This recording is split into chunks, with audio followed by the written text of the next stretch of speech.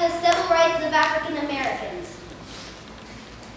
When the architects of our republic wrote the magnificent words of the Constitution and the Declaration of Independence, they were citing a promissory note to which every American was to fall heir.